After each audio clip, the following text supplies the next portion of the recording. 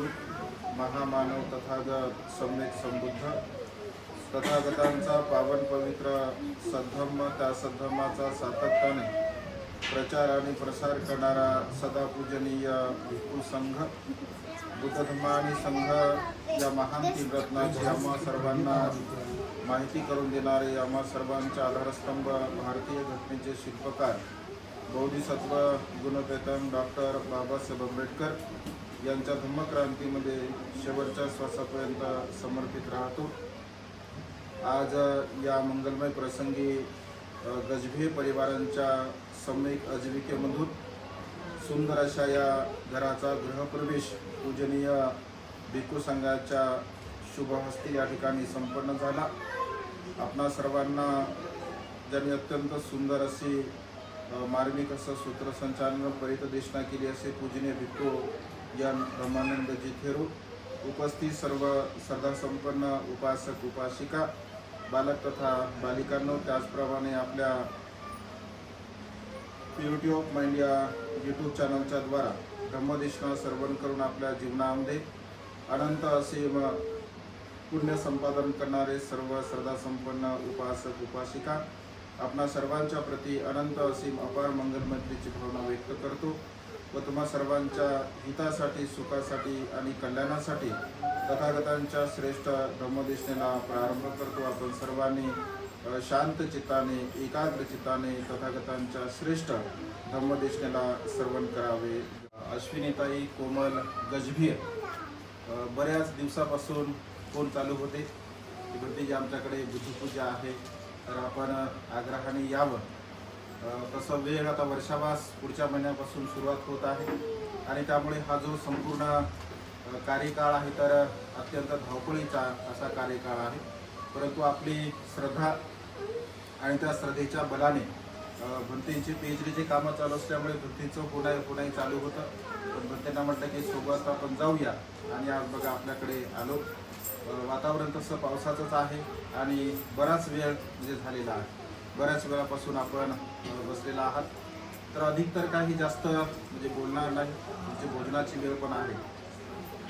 परंतु कसं आहे की आपण जे काही कुशल कर्म करतो, पुण्यकर्म करत असतो, तर त्या पुण्याचं अनुमोदन होणं अत्यंत गरजेचं असते। आज गजबे परिवारांच्या वतीने जे काही दानपुण्य झालं, अत्यंत स्वादिष्ट असं भोजनदान दिलं।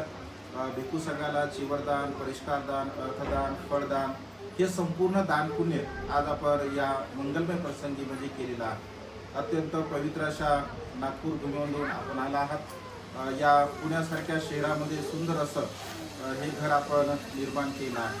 हे सर्व जे काही वैभव आपल्याला प्राप्त झालेला आहे, हे सर्व वैभव बाबासाहेबांच्या पुण्यामुळे आपल्याला प्राप्त झालेला आहे। जे काही आपल्या जीवनामध्ये आहे हे सर्व केवळ आणि केवळ बाबासाहेबांच्या पुण्यामुळे बघा हे आपल्याला प्राप्त झालेलं आहे।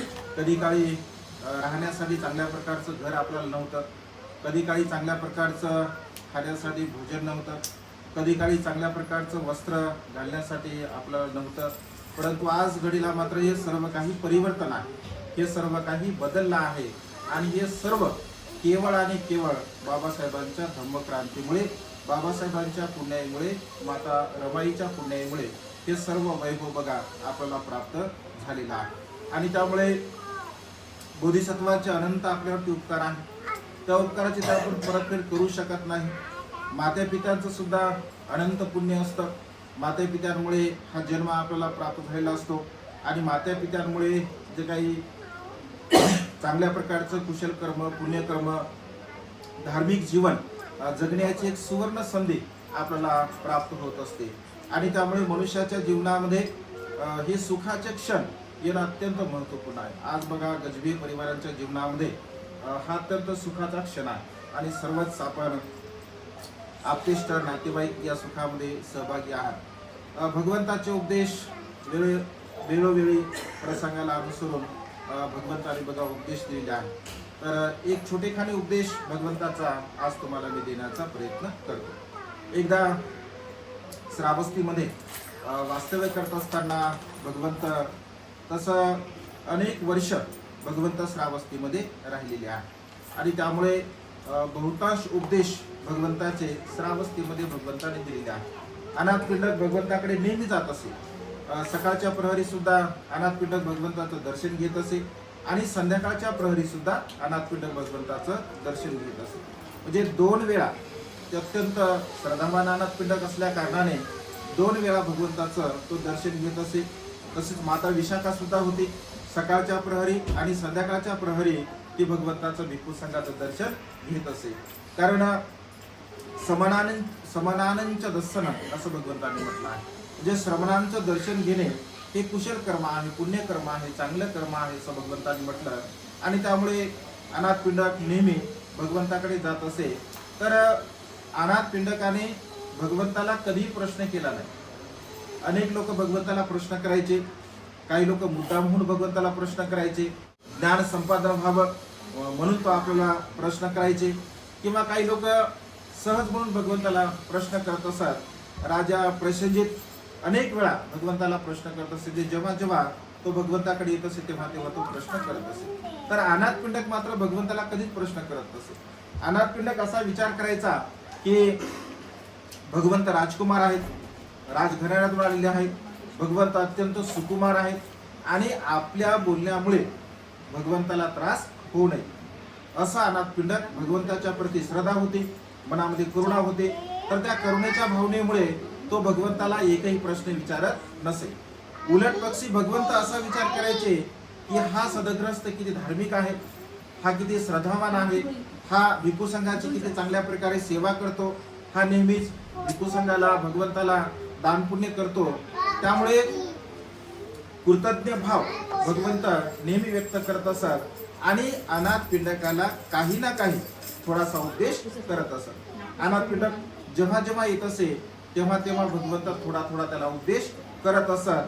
तर याही प्रसंगी अनाथ पिंडक जेव्हा भगवंताकडे येतो तर भगवंत अनाथ पिंडकाला उपदेश करतात.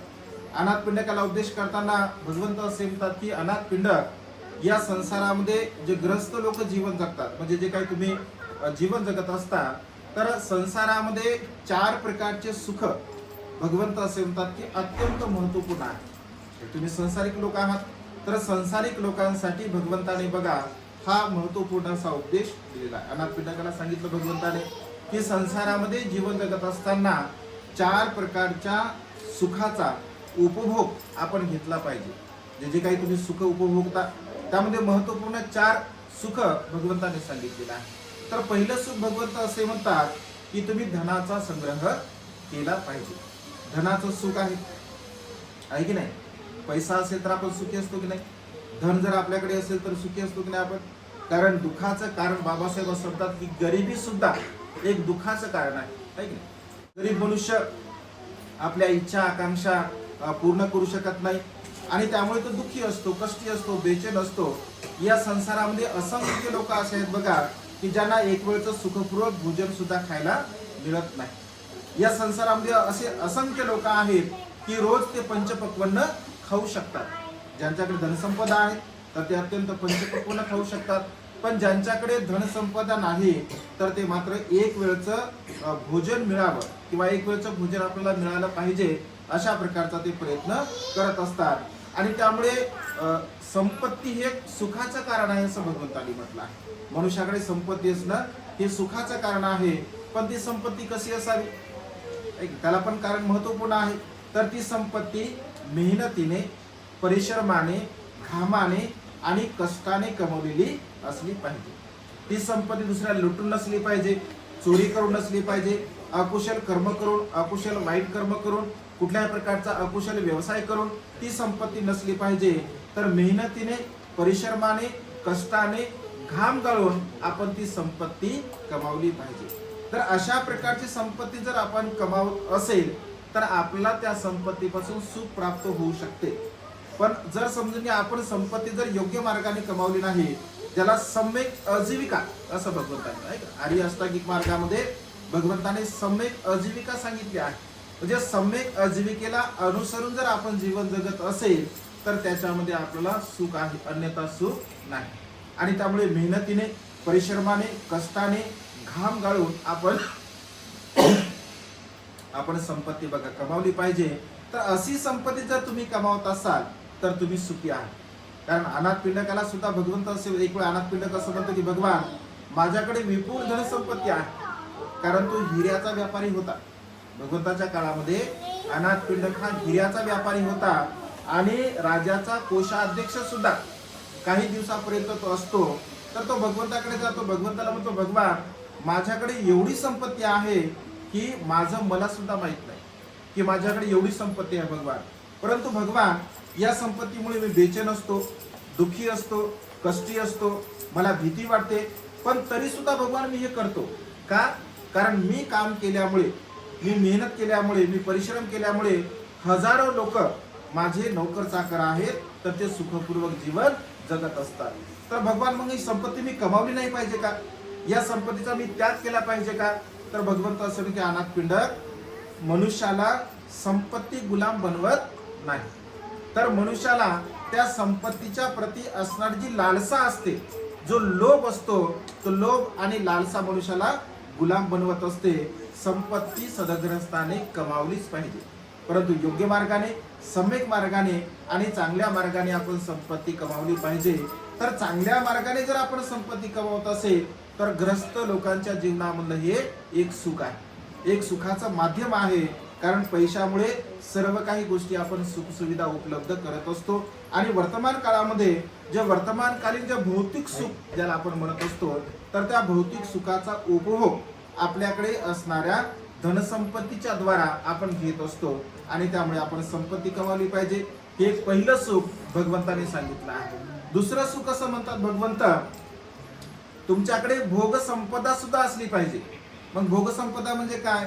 तर तुमच्याकडे असणाऱ्या संपत्तीचा उपभोग सुद्धा तुम्हाला घेता आला पाहिजे, त्याचा फायदा सुद्धा तुम्हाला घेता आला पाहिजे. पण तुमच्याकडे असणारी जर धनसंपदा, त्या संपत्तीचा जर तुम्ही समजून घ्या तुम्हाला उपभोग घेता येत नसेल तर ती संपत्ती तुमच्या काही कामाची नाही. मग उपभोग कसा घेतला पाहिजे? ऐक ना, संपत्तीचा उपभोग सुद्धा घेता आला पाहिजे. एखाद्या मनुष्याकडे जर धनसंपदा आहे तर त्याने आपल्या स्वतःला सुखपूर्वक जीवन जगण्याच्या मार्गामध्ये गुंतवलं पाहिजे. आपल्या परिवाराला त्याने सुखपूर्वक मार्गामध्ये गुंतवलं पाहिजे. म्हणजे त्या संपत्तीच्या द्वारा आपण सुखी असलो पाहिजे, आपले परिवार सुखी असले पाहिजे.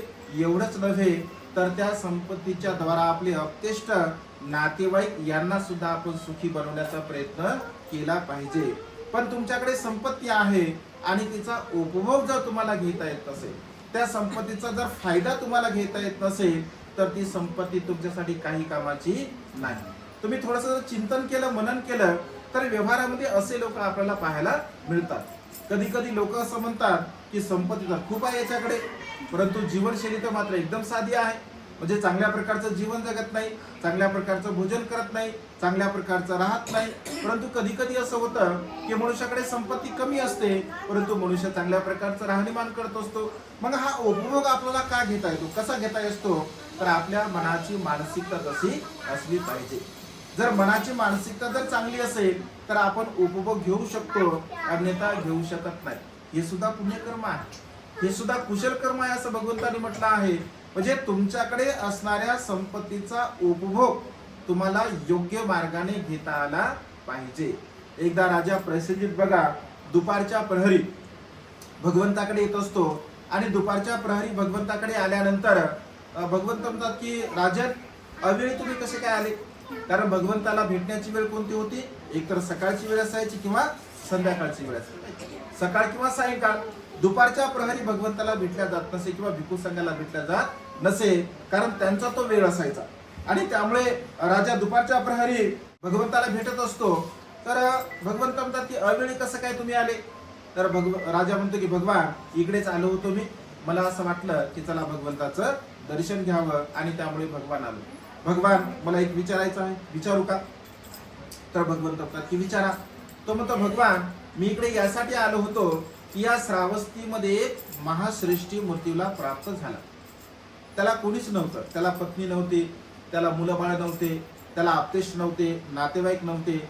आणि भगवान तो मूर्तीला प्राप्त झाल्यामुळे, त्याला आपतेष्ट नातेवाईक नसल्यामुळे त्याची सर्व संपत्ती राजकोषामध्ये जमा करण्यासाठी मी आलो. भगवान अगदी सकाळपासून दुपारपर्यंत त्याची संपत्ती राजकोषामध्ये मी जमा केली भगवान एवढी संपत्ती त्याच्याकडे होती. कोणी नसल्यामुळे मग राजकोषामध्ये संपत्ती जमा झाली. तर पुन्हा तो प्रश्न करतो की भगवान त्या व्यक्तीबद्दल मी जेव्हा लोकांकडून ऐकलं, भगवान ज्या व्यक्तीकडे एवढी संपत्ती होते तर त्या व्यक्तीची जीवनशैली कशी असायला पाहिजे, त्याने त्या संपत्तीचा उपभोग कसा घ्यायला पाहिजे. तर भगवान मी असं ऐकलं, लोक असं सांगत होते की एवढी धनसंपत्ती असणारा मनुष्य अत्यंत कंजूस प्रवृत्तीचा होता, ज्याला कृपण असं भगवंतांनी म्हटलं. म्हणजे अत्यंत कंजूस प्रवृत्तीचा. व्यवहारामध्ये सुद्धा असे लोक आपण पाहतो, अनेक लोक कंजूस प्रवृत्तीचे असतात. तर तो म्हणतो भगवान याने स्वतः असणाऱ्या संपत्तीचा कधीही उपभोग घेतलेला नाही आहे. भगवान तो भोजन करत असताना म्हणजे अत्यंत निकृष्ट दर्जाचं तो भोजन करत असे. म्हणजे भगवान याने स्वादिष्ट पंचपक्वान्न याच्या घरामध्ये कधी शिजले नाही. हा अत्यंत एकदम साध्या प्रकारचं भोजन भगवान करत असे. भगवान याच्या अंगावरचा जो ड्रेस होता तर तो अत्यंत अनेक ठिकाणी म्हणजे त्याला ठिगळ लावलेले होते, अशा प्रकारचा त्याचा ड्रेस होता. भगवान तो जेव्हा नगरामध्ये फिरत असे रथाने, तर त्याचा रथ अत्यंत मोडकळीस आलेला होता. त्याच्या रथावर छत सुद्धा नव्हतं. भगवान त्याच्या रथाचे घोडे असे होते की आता ते लगेच मृत्यूला प्राप्त होतील. भगवान अशा प्रकारची धनसंपदा असणारा मनुष्य असं का जीवन जगत होता, प्रश्न पडतो माणसाला. कारण एवढी संपत्ती जर आपल्याकडे असेल तर मनुष्याने सुखपूर्वक जगलं पाहिजे, चांगल्या प्रकारचे वस्त्र घातले पाहिजे, चांगल्या प्रकारचं भोजन केलं पाहिजे, चांगल्या प्रकारचं जीवन जगलं पाहिजे. परंतु तो चांगल्या प्रकारचं जीवन जगत नव्हता. तर भगवंत असे म्हणतात की महाराज त्याने जे केलेले कुशल कर्म आहे, त्याने जे पुण्यकर्म आहे, त्या पुण्यकर्मामुळे त्याला हे सर्व प्राप्त झालं होतं. परंतु त्याच्या सोबत त्याने जे अकुशल कर्म केले होते, वाईट कर्म केले होते, पाप कर्म केलं होतं किंवा पश्चाताप आपल्या जीवनामध्ये केला होता, तर त्यामुळे त्याच्याकडे संपत्ती असून सुद्धा त्याचा उपभोग त्याला घेता आलेला नाही. कारण मनुष्याला उपभोग घेण्यासाठी मनुष्याच्या मनाची मानसिकता अत्यंत प्रसन्न असली पाहिजे, अत्यंत आनंदी असली पाहिजे. आणि मनुष्याचं जर पुण्यकर्म असेल, कुशल कर्म असेल, चांगल्या प्रकारचं कर्म असेल, तर मनुष्याकडे असणाऱ्या धनसंपत्तीचा उपभोग बघा मनुष्य घेऊ शकतो. ग्रस्त जीवनातील लोकांचं हे दुसरं सुद्धा आहे. म्हणजे आपल्याकडे असणारी संपत्तीचा उपभोग आपल्याला घेता आला पाहिजे, आपल्या स्वतःसाठी घेता आला पाहिजे, आपल्या मुलाबाळांसाठी घेता आला पाहिजे, आपल्या परिवारांसाठी घेता आला पाहिजे, आपले नातेवाईक अपतेष्ट यांच्यासाठी सुद्धा परिवार संपत्तीचा उपभोग घेता आला पाहिजे. तर ते सुखाचं माध्यम आहे. नाहीतर कधी कधी परिवारामध्ये बघा अडीअडचणी असतात आणि एकमेकांना कोणीही मदत करत नाही. मग लोक बोलताना काय म्हणतात, एवढी मोठी धनसंपत्ती असून काय उपयोग आहे म्हणतात. परिवार एवढ्या दुःखामध्ये त्यांचे नातेवाईक आहेत, एवढे दुःखामध्ये त्याचे भाऊबंद आहेत, परंतु हा व्यक्ती मात्र कुणालाही मदत करत नाही. म्हणजे आपल्याकडे असणारी संपत्तीचा जर आपल्या परिवारासाठी आणि आपतेष्टांसाठी जर आपण उपभोग घेत नसेल तर मात्र त्या संपत्तीला काही उपयोग नाही. आणि त्यामुळे ग्रस्त लोकांच्या जीवनामध्ये दुसरं सुखाचं माध्यम आहे बघा. तिसरं सुखाचं माध्यम आहे अऋण. ऋण म्हणजे काय, कर्ज. मनुष्याने अऋण असलं पाहिजे भगवंत असं म्हणतात. म्हणजे कर्ज बाजारी मनुष्याने राहू नये. लोन घेणं वेगळं आहे की नाही, म्हणजे लोन घेणं वेगळं आणि कर्ज बाजारी होणं वेगळं. कारण तुम्ही असं म्हणसाल की लोन घेतलं हे लोन घेणं वेगळं, कारण त्याच्यासाठी त्याचा फायदा आहे ना आपल्याला. ऐक ना, आपण नोकरी करत असेल, जॉब करत असेल तर त्याचा फायदा आहे. कर्ज बाजारी होणं वेगळं.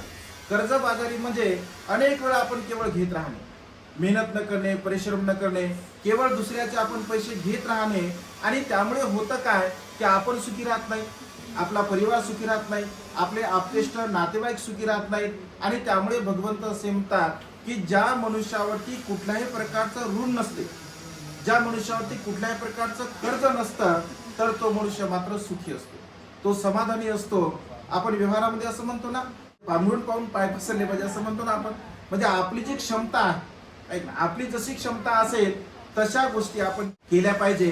आपली जर क्षमता नसेल, क्षमतेच्या अधिक जर आपण करत असेल तर ते मात्र दुःखाचं कारण ठरू शकते. आणि त्यामुळे भगवंत असे म्हणतात की अऋण राहण्याचा प्रयत्न केला पाहिजे. कारण अऋण जर आपण असेल तर मनुष्य बिनधास्त असतो, त्याला कुठल्याही प्रकारची चिंता नसते, त्याला कुठल्याही प्रकारचं दुःख नसते, त्याला कुठल्याही प्रकारचा शोक नसतो. तो अत्यंत सुखपूर्वक आणि समाधानपूर्वक बघा जीवन तो जगू शकतो.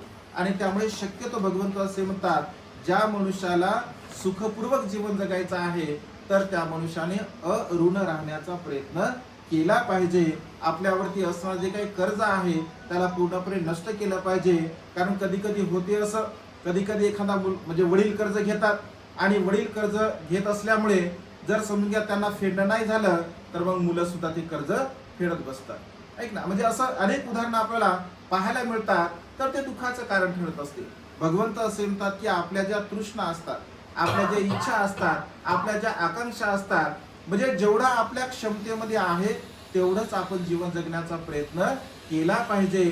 आपली क्षमता नाही आहे आणि आपली क्षमता नसताना अधिक जर आपण इच्छा आकांक्षा मनामध्ये निर्माण करत असेल तर ते मात्र शक्य होत नाही. आणि त्यामुळे केवळ आणि केवळ दुःख होत असते, त्यामुळे परेशानी होते, त्यामुळे बेचैन होते आणि मनुष्याचं मात्र वर्तमान काळ सुद्धा अत्यंत दुःखपूर्वक जात असतो.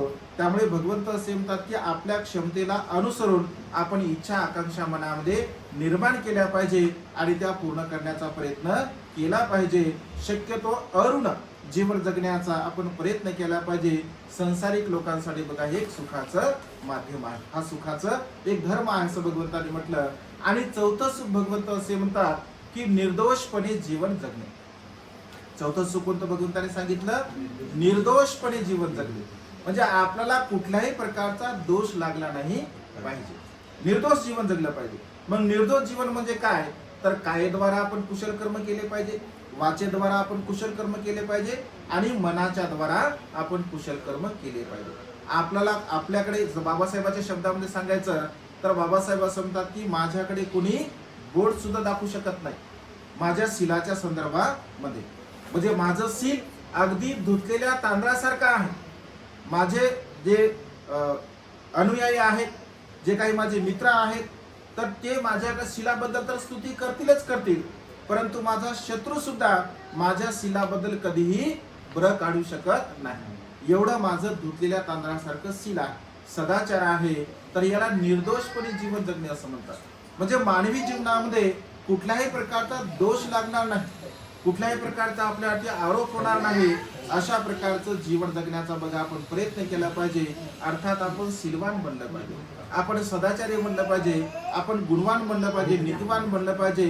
म्हणजे अत्यंत चांगल्या प्रकारचं जीवन जगण्यासाठी सील बघा अत्यंत महत्वपूर्ण आहे. जसं तुम्ही सुरुवातीला सील घेतलं, पंचशील, कुठल्याही प्राण्यांची हिंसा करणार नाही, चोरीचं कर्म करणार नाही, व्यभिचाराचं कर्म करणार नाही, मी खोटं बोलणार नाही, निंदालस्ती करणार नाही, चाडी चुगली करणार नाही, व्यर्थ बडबड करणार नाही किंवा कुठल्याही प्रकारच्या नशिली पदार्थाचं माझ्या जीवनामध्ये मी सेवन करणार नाही. हे जे 5 सील आहे, तर सदग्रस्त लोकांनी या 5 सीलाचं आपल्या जीवनामध्ये बघा काटेकोरपणे पालन केलं पाहिजे. जर तुम्हाला असं वाटतं की माझा संसार सुखाने झाला पाहिजे, मी सुखपूर्वक जीवन जगलं पाहिजे, माझं जीवन सुखपूर्वक असलं पाहिजे, तर त्या मनुष्याने बघा शीलाचं पालन केलं पाहिजे. अधिक जर आपल्याला सुख पाहिजे असेल तर आपण उपवासशील पालन केलं पाहिजे. पौर्णिमा असेल, अमावस्या असेल, अष्टमी असेल, 4 उपवास सुद्धा आपण आपल्या जीवनामध्ये धारण केले पाहिजे. वर्षावासाच्या पवित्र या कालखंडामध्ये किमान 4 उपवास आपण केले पाहिजे. पौर्णिमेचं उपवास आहे, अष्टमीचं उपवास आहे आणि अमावस्येचं उपवास आहे. हे 4 प्रकारचे बघा उपवास आपण केले पाहिजे. म्हणजे एकंदरीत निर्दोषपणे कसं जीवन जगता येईल, मला कुणाचा दोष लागणार नाही, मी कधी अकुशल कर्म करणार नाही, वाईट कर्म करणार नाही, पाप कर्म करणार नाही. म्हणजे आपल्याबद्दल जर कोणी वाईट बोलत असेल तर तिसऱ्या व्यक्तीने बोललं पाहिजे की तुम्ही ज्या व्यक्तीबद्दल बोलत आहात तो व्यक्ती बिलकुल तसा नाही. म्हणजे तिसऱ्या व्यक्तीने आपली खात्री दिली पाहिजे की हा व्यक्ती बिलकुल तसा नाही आहे, मी अनेक वर्षापासून या सोबत राहतो, तो अत्यंत शीलवान आहे, सदाचारी आहे, गुणवान आहे. अशा प्रकारे बघा आपल्या शीलाची खात्री आपण करून घेण्याचा प्रयत्न केला पाहिजे. आणि त्यामुळे भगवंत असे म्हणतात की सदग्रस्त लोकांच्या जीवनामध्ये ही 4 प्रकारचे सुख आहे. पहिलं सुख कोणतं? पहिलं सुख कोणतं? आता तुम्ही सगळे लगेच 10-15 मिनिटापूर्वी सांगितलं.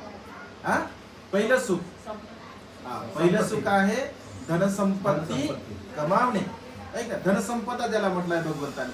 दुसरं सुख कोणतं आहे? भोग संपदा. त्या संपदेचा उपभोग आपल्याला घेता आला पाहिजे.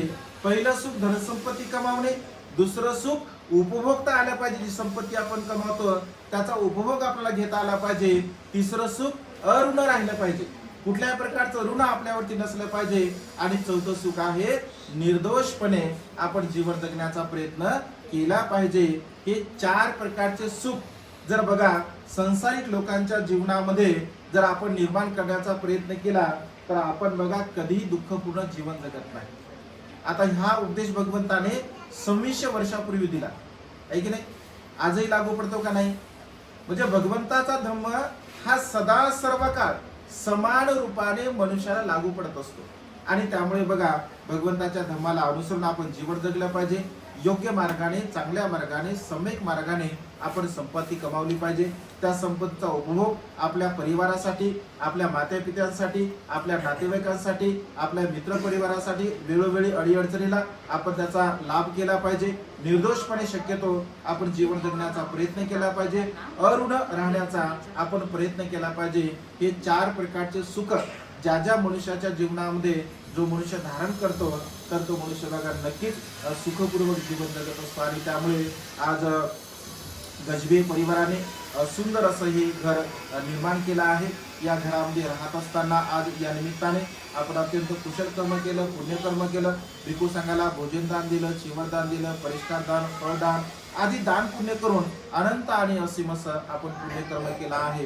तर या घरामध्ये, या वास्तूमध्ये राहत असताना संपूर्ण गजबे परिवारांना त्यांच्या जीवनामध्ये सुख, समाधान, आयुष्य, वर्ण आणि बलप्राप्त इच्छित आणि पार्चित मनोकामना त्यांच्या ढगातून मुखदिला शीतल चंद्रमाप्रमाणे पूर्णत्वात जाऊ.